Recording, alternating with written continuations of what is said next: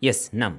Tuko na wakili Hassan Salum kwenye kulizungumzia jambo la wekundu wa Msimbazi Simba mara baada ya jana mwenyekiti wa klabu ya Simba Murtaza Ali Mangungu kuibuka na kikao ama mkutano wa dharura wa wanachama wa klabu ya Simba na kuweza kufanya uteuzi na utenguzi wa baadhi ya wajumbe wa bodi ya wakurugenzi ndani ya Simba, jambo ambalo baadaye klabu ya soka ya Simba kupitia ukurasa wake wa Instagram wakakanusha ama wakauita mkutano huo wa dharura kuwa ni batili na haukupaswa kuwa hivi ambavyo umekuwa. Tuko hapa kuangalia katiba ya Simba inazungumza nini kuhusiana na swala hili la mkutano wa dharura, lakini kwa kitendo ambacho amekifanya Murtaza Ali Mangungu, alikuwa na mamlaka hayo kwa mujibu wa katiba ama hapakuwa na mamlaka hayo ambayo yanampa nguvu? Naitwa Ball Dancer, niko hapa na wakili Hassan Salum. Habari saizi? Salama, habari za kazi? Alhamdulillah. Kubwa zaidi tuanzie kwenye gumzo la jana. Sawa sawa. Murtaza Ali Mangungu mwenyekiti, wakati wengi wanajua ya kwamba mwenyekiti ndiye mwenye mamlaka ndani ya klabu ya Simba lakini kumbe imeonekana kuna namna ambavyo haiko sawasawa. Alikuwa sahihi Murtaza Ali Mangungu kuandaa mkutano wa dharura bila kuwajuza wengine, labda kama ambavyo jambo limefanyika? Nitajibu kwa mujibu wa katiba, kwa sababu kisheria katiba ni sheria mama na katiba ndio muongozo wa chombo. Kwa hiyo watu wanapojiwekea katiba, maana wake wamejiwekea muongozo ambao kwayo hiyo katiba ndio inawafanya waone direction ya chombo chao. Kwa mujibu wa ibara ya 23 ibara ndogo ya kwanza ya katiba ya Simba ya mwaka 2018 kama ambavyo ilivyofanywa marekebisho mwaka 2026, imesema ama imeeleza kwamba mwenyekiti akishauriana na bodi ya wakurugenzi wataitisha mkutano mkuu wa dharura pale wanapoona inafaa. Ndivyo ambavyo ibara inavyosema ama inavyoeleza.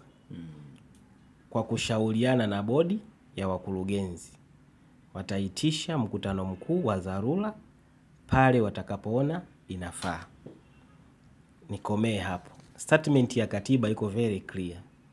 Iko very clear, inajieleza wazi. Sasa na kuna mkanganyiko hapa pia ambao unaendelea. Kuna katiba mpya ya Simba ambayo maboresho yalifanyika na Baraza la Michezo BMT. Lakini kuna katiba ya zamani ambao inawaweka kwenye madaraka hawa ambao wapo kwa sasa. Nimemsikia Murtaza Ali Mangungu akisema ni busara zake na hekima zake mpaka hivi sasa kuendelea kubaki na uongozi wa bodi ya wakurugenzi ambao ulichaguliwa kupitia katiba ya zamani ambayo sio maboresho ya BMT kwa sasa. Nataka kujua ipi ambayo inamweka madarakani sasa hivi Crescentus Magoli pamoja na kambi nzima ya bodi ya wakurugenzi. Labda ni kujibu kitaalamu na the way mimi ninavyoelewa. Unajua katiba inaweza ikawa, kwa mfano ya katiba ya Tanzania ya Jamhuri ya Muungano wa Tanzania ni ya mwaka 1977. Lakini imekuwa ikifanywa marekebisho mara kwa mara. Katiba ya Simba ni ya 2018 lakini ina marekebisho mpaka ya mwaka 2026. Sawa? Kwa hiyo katiba inaruhusu kufanyiwa amendments mbalimbali. Si kama umenielewa vizuri. Kwa hiyo hawa viongozi waliokuwepo wapo kikatiba, ndio maana inawatambua kwenye maamuzi. Sawa? Kwa hiyo yeye mwenyekiti of course ana mamlaka ya kuitisha, lakini ibara imemtaka ashauriane na bodi pale watakapoona inafaa. Kwa hiyo nadhani kulikuwa kuna haja ya kushauriana na bodi kwa mujibu wa ibara ya 23 ibara ndogo ya kwanza. Kushauriana na bodi wajue kwamba katika mkutano huo ajenda ni nini. Na bahati nzuri mimi ni mdau wa soka, nimefuatilia. Bahati nzuri nimeweza kubalance story, nimemsikiliza mwenyekiti at the same time nikamsikiliza mwenyekiti wa bodi ambaye anamwakilisha mwekezaji ama kwa maana rais wa heshima. mwenyekiti wa bodi amezungumza kwamba kuna kikao kilikaa Ijumaa. Sawa. Nadhani ni Ijumaa, ilikuwa ni tarehe ngapi sijui. Ilikuwa ni tarehe ngapi Ijumaa? Tarehe 31 mwezi wa 7, ambapo walijadili ajenda ya kikao cha tarehe 3 mwezi wa 8 ambacho kitakaa kuanzia saa 9. Sawa. Na mwenyekiti wa club alikuwa na taarifa hiyo, ana taarifa ya hicho ambacho wamekaa na kukifanya nini na kukijadili. From nowhere ameitisha kikao Jumapili bila kushauriana na bodi ya wakurugenzi kama ambavyo katiba inavyomtaka afanye. Kwa mujibu wa katiba ni kushauriana na viongozi wa bodi ya wakurugenzi. Yes. Vipi kama inatokea kunakuwa na kuto kuelewana baina ya hizo kambi mbili, bodi ya wakurugenzi na mwenyekiti wa Simba? Kwa mamlaka ya mwenyekiti, katiba inamtaka afanye nini sasa mara baada ya kuona tumeshauriana lakini kama kila mtu amesimama na msimamo wake? Kwa bahati mbaya sana bado sijaweza kuipitia katiba yote ya Simba, lakini ninavyojua mimi, mnapotofautiana kikatiba kuna taratibu za kufanya, ikiwemo kuandika barua. Sawa. Katika mamlaka ambazo zinasimamia mpira, kwa sababu kwa mfano wewe unataka kuconvene ama kuitisha kikao ambacho una ajenda ya msingi unataka uifikishe kwa wanachama, lakini pande moja imekataa. To be safe, lazima ukimbilie kwa wakubwa, lazima ukimbilie kwa wale ambao wenye mamlaka kwenye jambo hilo, ukiwa notify kwamba nimeitisha kikao lakini pande hii imekataa. Kwa hiyo ile inakusaidia wewe inapopokelewa kule, in case ikitokea jambo limetokea tofauti, wewe unakuwa una defense. Sasa kwa mfano kwa upande wa Mangungu ambayo umeonekana, labda tuseme kwa sababu tusiseme, amezungumza mwenyewe, kuna kuto kuafikiana kwenye makubaliano. Mangungu alipaswa aende wapi tukiachilia kuitisha kikao ambacho jambo ambalo limeonekana ni battle? Kwanza swala la mheshimiwa ama kwa maana ya mwenyekiti, mwenyekiti mimi nilivyomsikiliza vizuri, unless otherwise kama nilimuelewa tofauti, alisema taarifa imefika lakini sio kila mtu yani sio kila mtu analazimika kuja, kama umenielewa vizuri. Yani kwamba taarifa inaweza ukawapa lakini wasifike, muhimu ni kwamba information imefanya nini, imefika. Kunapotokea tofauti, kwamba kumbuka kwamba hapa kuna mwenyekiti upande wa wanachama ambapo ndo Murtaza, na kuna mwenyekiti wa bodi ya wakurugenzi, si ndio, ambaye ni Magori. Kwa hiyo Simba kama taasisi ina pande kubwa mbili, upande wa mwekezaji na upande wa mwanachama. Katika hali tu ya kawaida, hizi pande mbili zinapokuwa zimekinzana, unadhani ni sehemu gani ambapo zinaweza zikaenda kusiki hiyo protection zaidi ya kuaddress TFF na bodi ya ligi? Kwa sababu wao ndio wakubwa kwao. Kama sasa litashindikana kwenye level hiyo, sasa ziko taratibu nyingine za kuziaddress sasa vyombo vingine vya utoaji haki in case ikitokea mmoja either ameonewa ama katiba imefanya nini, imevunjwa. Kwa mfano sasa hivi imetoka taarifa kutoka kwa mwenyekiti wa bodi ya wakurugenzi kubatilisha kile ambacho mwenyekiti upande wa wanachama amekifanya. Sawa. Amebatilisha kwamba kilichofanyika si sahihi, ni batili kwa mujibu wa katiba. Sawa. Kwa tayari hapo kuna kuvunjwa kwa vifungu vya katiba. Kwa hiyo viko vyombo vya utoaji haki upande wa michezo. Sawa, ikiwemo Baraza la Taifa la nini, la michezo, BMT. Kwa hiyo kule watu wanaweza waka-address and then wakaitwa ili waweze kuona jinsi watakavyoweza kufanya nini kutatua swala hili. Kwa hiyo bado narudi pale pale, TFF na bodi ya ligi ndio wenye mamlaka ya kusikiliza sasa, kuona je, hiki kilichofanyika mwenyekiti kafanya sahihi au sio sahihi. Kwa sababu huwezi kulitoa lile swala ukaleta katika mahakama za kawaida wakati hili limeoriginate ama limetokana na masuala mazima ya michezo. Sawa, linagusa katiba ambayo ni ya club. Hiyo ni michezo. Kwa hiyo wenye mamlaka ni wale ambao wamepewa nguvu ya kusimamia masuala mazima ya mpira. Kwa hiyo nadhani kwa upande kwa mimi kwa uelewa wangu kwamba unapokuwa mmeshindwana basi lazima mkiaddress chombo ambacho chenyewe sasa kitachukua taarifa zako, kitachukua na za upande wa pili, and then kitakuja sasa na maamuzi sahihi.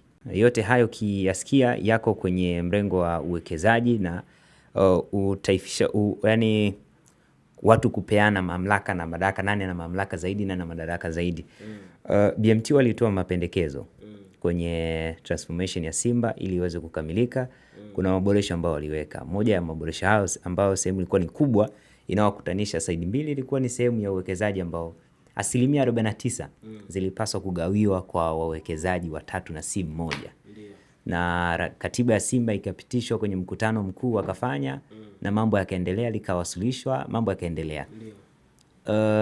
Upi uhalali wa bodi ya wakurugenzi wa Simba ili hali maboresho yaliyotoka BMT yanawahitaji asilimia ambazo yuko nazo Mohamed Dewji, asilimia 49 zigawiwe na mwenye kauli ndani ya bodi ya wakurugenzi anapaswa kuwa mwenyekiti wa club kwa maana ya level ya wanachama kwa upande wa wanachama. Yes, nini ambacho kinawapa nguvu mpaka sasa hivi, na hauoni kwamba kuna haja ya Magori kulalamika kwamba ya Mangungu kulalamika kwamba kuna mambo ambayo yalishawekwa bayana yafanyike na hataki kufanyika? Mimi nataka nikurudishe nyuma kidogo na katika kikao ambacho bahati mbaya hakikuisha vizuri. Kama unakikumbuka kile kikao ambacho kilikaa baadaye ikatokea sintofahamu, wengine wakasema hakikuisha vizuri, ilikuwa ni mkutano mkuu. Yes, mkutano mkuu. Mheshimiwa alizungumza pale, naibu waziri aligusia hicho kipengele na akasema kabisa kwamba yalikuwa ni mapendekezo. Kwa hiyo wao wako at liberty sasa kuyaangalia na mabadiliko yale kufanyika taratibu, kwa sababu yale mapendekezo walipendekezewa wafanye nini, walipewa directive fanyeni hiki na hiki na hiki na hiki na hiki. Sawa. Hii klabu kikatiba bado inaendelea kuwa na vile mikutano yake mikubwa, kwa sababu kumbuka hiyo inavyozungumzwa ndio transformation yenyewe tunayosema sasa. Si ndio? Yes, kubadilisha mfumo ambao wao walikuwa wameuzoea kuingia katika mfumo mwingine. Sasa katika mazingira hayo, kwa sababu tayari wale sio kwamba walilazimishwa kwa muda huo kwamba hakikisheni kufikia siku fulani mfanye hivi. Transformation ni yale mabadiliko taratibu, klabu inakuwa inaingia, mwisho wa siku inakamilisha. Sawa Sitaki kugusia timu nyingine, lakini naweza nikakukumbusha tu hata jana kwenye kikao ambacho walikaa wapinzani wa Simba, rais mwenyewe alisema kwamba sasa tumebakiza hatua chache kuingia rasmi sasa katika mfumo wa kampuni. Sawa Kwa hiyo transformation sio kitu ambacho nisemaje? Yaani sio kitu ambacho utakifanya tu kwa mara moja kikamilike. Na hii unahama taratibu kutoka katika mfumo wa zamani unakwenda taratibu katika mfumo wa nini? Wa kisasa.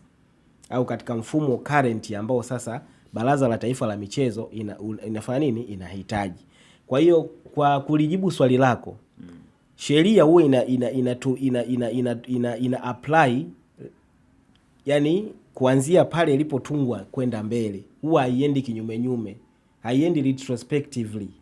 Yani we kama ulifanya kosa, ulifanya kitu mwaka jana, mabadiliko ya sheria yamefanyika mwaka huu, hatuwezi kukurudia wewe wa nini wa mwaka jana. Kwa hiyo bado kina Magori na bodi ya wakurugenzi, as long as mabadiliko yamewakuta wakiwa katika uongozi, wale ni viongozi halali.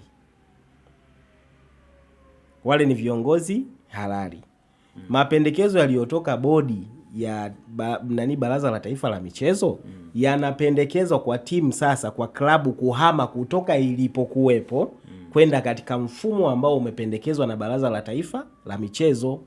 Sasa kwenye huo mfumo hapo, transformation hiyo ya kuhama ndio kutoka kile ambacho kilikuwa kinafanyika na kuja kwenye kingine.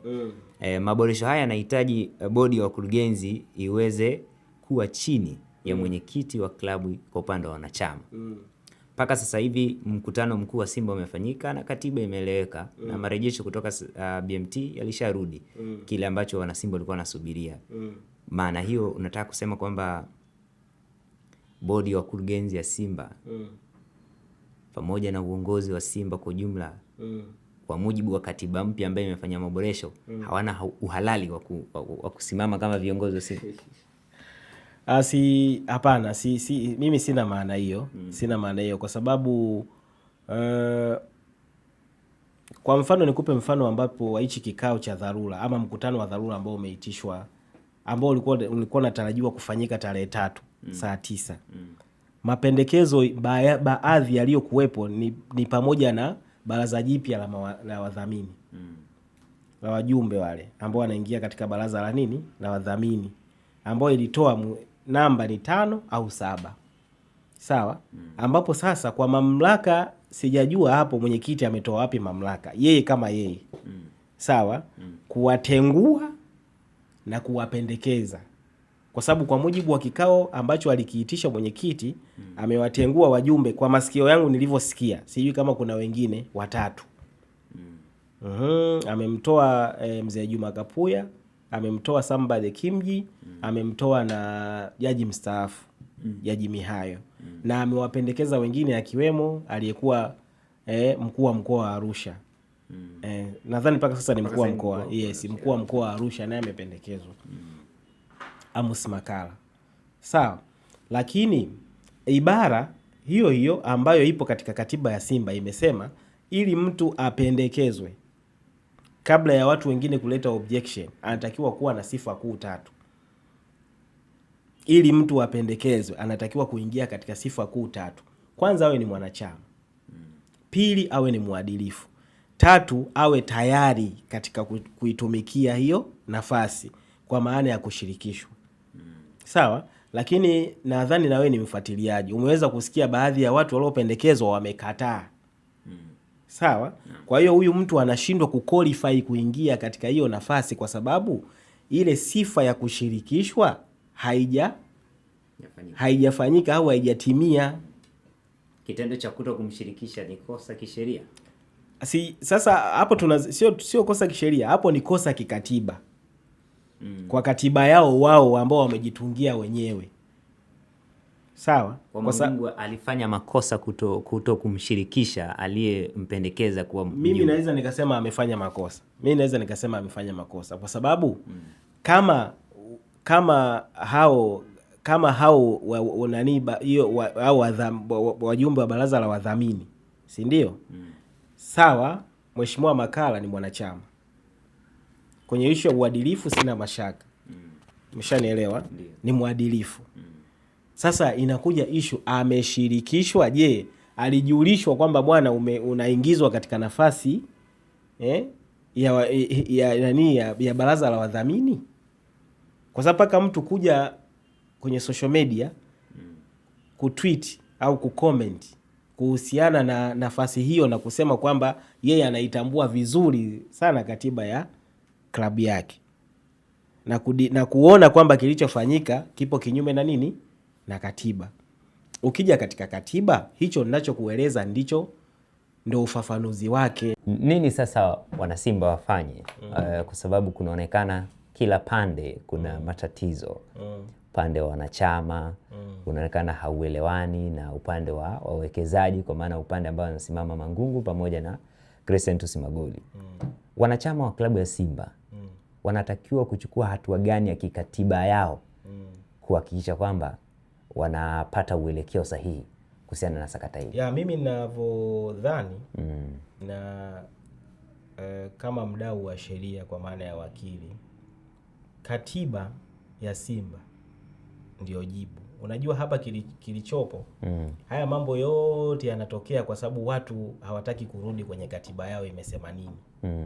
Sawa haya tunayo discuss sasa hivi ni mambo ambayo kikatiba yamewekwa wazi, kwa sababu hata aina ya mikutano imezungumzwa kwenye katiba. Huko mkutano ambao mwenyekiti anauitisha kwa kushauriana na bodi, huko mkutano ambao mwenyekiti anauitisha kwa maana ya kushauriana na wanachama walio hai, na ajenda zao zitakuwa zile ambazo zimependekezwa na wale wanachama.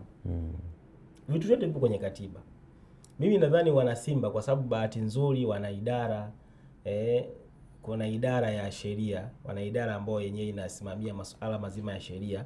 Wanasheria wao watakuwa katika nafasi nzuri kabla hawajafikishana mbali, kwa sababu jambo hili kama watalifumbia macho linaweza likatengeneza mpasuko mkubwa sana ndani ya klabu, na mpasuko utakapokwenda kutokea katika kipindi ambacho zimebaki siku chache sana kwenda kuanza ama kufunguliwa kwa dirisha la NBC Premier League na baadhi ya mashindano mengine na hasa ukizingatia sasa hivi ndo klabu nyingine bado zinaendelea na taratibu za kuangalia mapungufu yako wapi, wafanye usajili, nafikiri inaweza likawagharimu msimu mzima.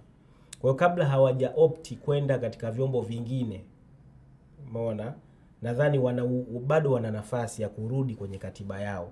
Sioni hapa kama kuna kitu ambacho kimeachwa na katiba, kwa sababu hata utaratibu wa kuwapendekeza wajumbe wa baraza jipya la wadhamini kama walivyoelezwa katika katiba, idadi yao inaweza ikawa 5 lakini isipungue 7.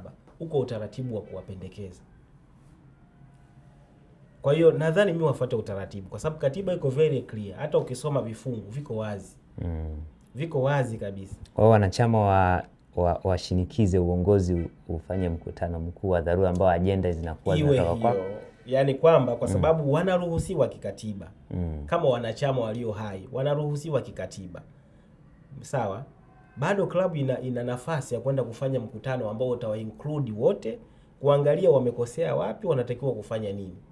Nasema hivyo kwa sababu hili bado halijawa dispute, yani bado haijawa ni dispute ya kuwafanya sasa watoke sasa waende wakatafute vyombo vingine.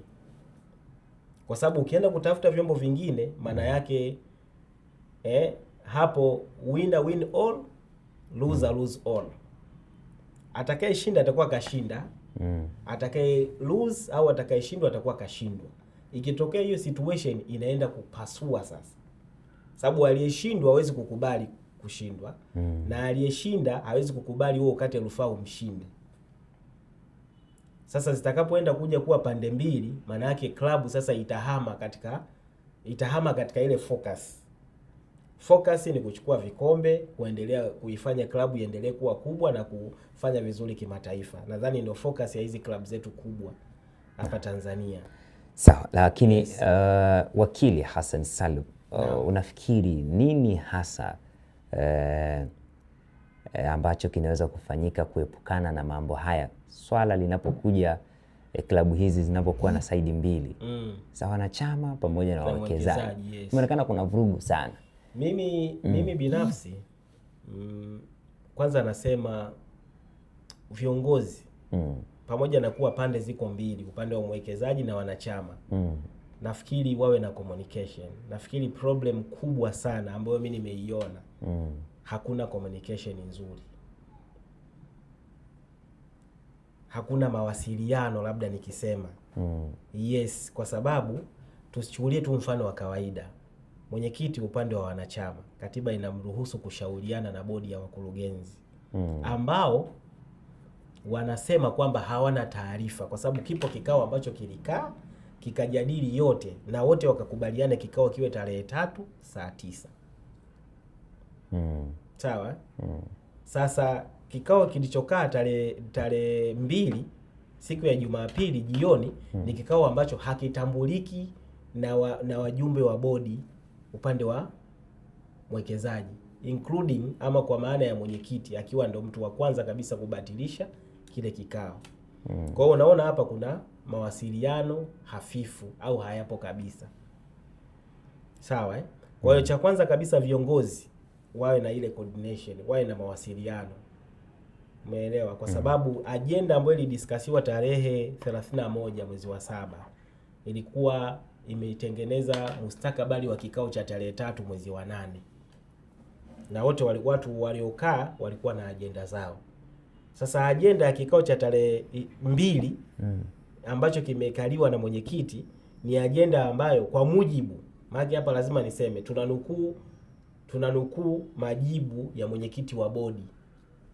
Sawa, ambaye anasema kabisa kwamba hana taarifa na hakuwa hata na hiyo agenda basi ambayo imeenda kudiskasiwa katika kikao cha tarehe 2.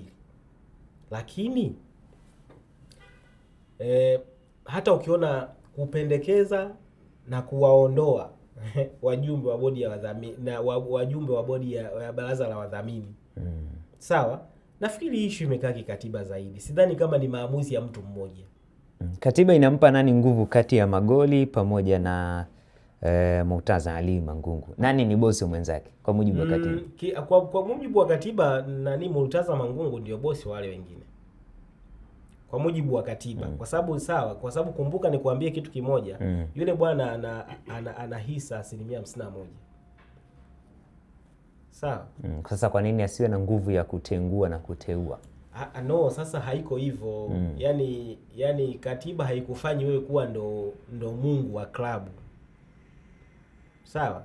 Yani unapokuwa mkubwa somewhere haimaanishi katiba ndio imekufanya wewe sasa ndio uwe unaamua unachotaka. Kwa mfano, swala la kutengua au swala la kuondoa na kupendekeza ni swala liko upon consultation. Lazima ushauriane. Na ndio maana imewekwa qualification ya mtu kuitwa kama mjumbe wa baraza la jipya la wadhamini. Kwa sababu kwa mfano tuashumu sifa za mtu kuitwa katika baraza la wadhamini zimekuwa specified. Awe mwanachama, awe mwadilifu na ashirikishwe. Unaweza kufanya hiyo kazi peke yako? Yaani wewe kama mwenyekiti wa klabu unaweza kufanya hiyo kazi peke yako? Ngumu sana. Huwezi kufanya hiyo kazi peke yako. Ndio maana kunakuwa kuna bodi ya wakurugenzi. Sawa? Mnafanya ile tunasema vetting, mnamtazama. Huyu bwana Boldensa vipi? Ni mwanachama, ni mwadilifu? Kwa sababu mimi naweza nikakufahamu ndugu yangu au wewe ukanifahamu mimi kwamba kama ni mwadilifu, lakini kuna mtu mwingine ana story yangu nyingine ambayo wewe huijui. Sawa? Lakini pia katika kipengele cha kushirikishwa, sio kila mtu wewe unaweza kuwa una ukaribu naye kwa maana ya kufanya nini? Kumshirikisha. Ndio maana watu ama katiba haimpi mamlaka mwenyekiti yeye kama yeye aondoe watu na kupendekeza watu.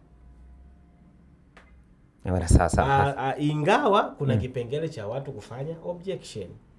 Unaweza ukampendekeza then watu wakaja na mapingamizi ambayo sasa hayo yapo kikatiba. Kama unapingana na Hasani kupendekezwa, pingamizi lako unalileta kikatiba kwa utaratibu maalum, litasikilizwa, likionekana lina mashiko then yule mtu atafanya nini? Ataondolewa. Sasa katika mazingira kama hayo, ndugu mwandishi, hicho kitu unaweza ukafanya peke yako? Katika hali tu ya kawaida, tuachane na katiba. Kwa mlolongo kama huo, umependekeza watu 7, zikaja objections, utasikiliza peke yako? Ngumu. Kwa hiyo lazima hivi vitu, ndio maana nikasema kuwa kuna communication. Yaani mimi sikuona kama kuna haja yoyote. Yaani kulikuwa tu kuna haja ya kufanya communication, kuwa na mawasiliano, kwa sababu mpasuko kama huu, kabla hujamalizia ndugu mwandishi, kabla sijamalizia, unaenda kuathiri vitu vingi sana. Kumbuka ni siku chache sana zimepita tangu jezi mpya zitangazwe. Ni mtu pale kaweka pesa. Leo from nowhere unakuja kujitokeza mgogoro. Katika kufanya manunuzi utakubaliana na mimi kwamba sio kile, kuna mtu mwingine paka kununua kitu awe ameshajifikiria sana. Sawa? Kuna mtu mwingine anaona yani juzi tu hapa saizi hata msimu haujaanza ameshaanza kuleta hivi. Mtu anaona hela yake bora akafanyia mambo mengine. Kwa hiyo kuna vitu vingi ambavyo vinawahamasisha, kwa sababu sisi wanachama ama wapenzi wa mpira hatulipwi mshahara kwa kushabikia mpira. Sawa? Ujira wetu sisi ni furaha. Only that. Timu yako ishinde, ufurahi, huo ndo mshahara wako. Sawa? Kwa hiyo hizi sintofahamu, kuna kundi fulani la watu ambao wao pengine mpira wamekuja kuupendea ukubwani, unawarudisha nyuma, na anayepata hasara ni mwekezaji. Kwa hizi tofauti ambazo zinarekebishika, viongozi wanapaswa kuziclear kabla hazijaja kwenye public. Sawa. Yes. Neno lako labda la mwisho Hassan Salum, kabla tujamaliza mahojiano yetu kuhusiana na hili, ni lipi hasa? Mimi neno langu la mwisho na shauri kama mdau, lakini kama mdau mimi na declare interest, mimi ni mwanachama Yanga club Yanga, lakini nashauri kama mdau wa soka, nashauri kuwe kuna mawasiliano baina ya viongozi, kwa sababu sisi hizi timu zetu kubwa mbili, kwa maana ya Simba na Yanga, ndio timu ambazo zimebeba maono, zimebeba icon. ya nchi. Na ndo timu ambazo ukiachilia mbali nyingine zinatazamiwa kwamba aidha katika siku chache au miaka michache moja kati ya hizi au zote mbili zinaweza zikatusaidia kuleta angalau kikombe cha Afrika. Kwa hiyo kama mdau sipendezwi na haya yanayotokea kama mdau. Kama shabiki naweza nikasema shabiki atakuwa na mtazamo wake. Kama mdau sipendezwi kwa sababu unajua mpasuko unaweza kukufaidisha wewe kwa ligi ya ndani. Wewe upande wa pili. Lakini mpasuko huu kimataifa ama katika tasnia nzima ya mpira unakuwa umechafua ile image. Umechafua image kwa sababu hii katiba wanashiriki watu kuitunga. Alafu hao ambao tunawategemea waongoze wengine wasioijua wanashiriki kuivunja. Then kuna msigano. Kwa mfano kama sasa hivi mwenyekiti upande wa wanachama na mwenyekiti upande wa bodi hawaongei lugha moja. Kutokana na hiki ambacho kimefanya nini? Kimetokea. Mmoja anasema akafanya sahihi, mwingine anasema akavunja katiba. Kwa hiyo mimi nashauri viongozi, kwanza kila mmoja aheshimu nafasi ya mwenzake, lakini pili kuwe kuna mawasiliano. Sasa. Yes, huo ndo na maoni yangu kuhusiana na hiki ambacho kinachoendelea. Yes. Bwana Six, tukushukuru sana Hassan Salum. Nafikiri umetolea ufafanuzi vizuri na kila mmoja amepata kuelewa walau kwa udodoso wa aina yake. Kwa hiyo sisi tukushukuru sana. Ndio. Lakini tuendelea pia kushirikiana kwa majambo mengine. Mimi nawashukuru sana, karibuni sana na in case mkiwa mna chochote ambacho kinahusiana na masuala mazima ya kisheria, you are warmly welcome. Inshallah, nafikiri next time itakuwa ni Young Africa. Yes. Katika kila mtaa,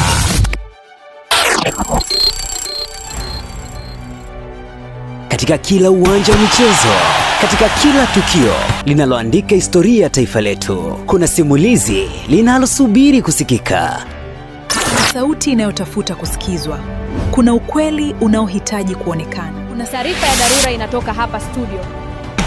Kutoka kwenye hamasa ya michezo hadi burudani inayogusa mioyo ya watu, kuna jukwaa moja linalosimama katikati ya yote hayo. Karibu Global TV, sauti mpya ya Tanzania, inayoaminiwa na wananchi, inayofuatiliwa na viongozi, inayoheshimiwa. Global TV, kimbilio la wasio na sauti. Tupigie sasa.